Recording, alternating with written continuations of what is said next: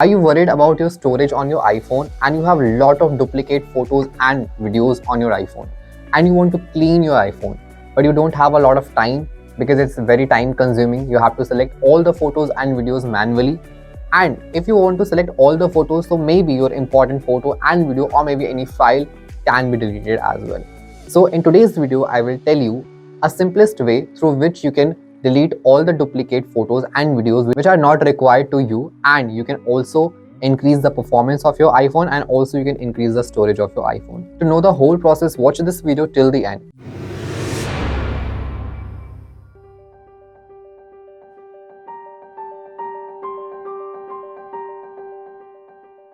Open Photos app, then go to Albums, scroll down the page and find Duplicates under the Utilities section.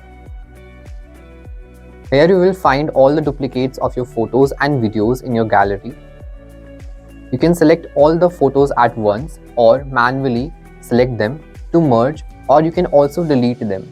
This will clean up your lot of space in your phone and also it will expand the storage of your phone.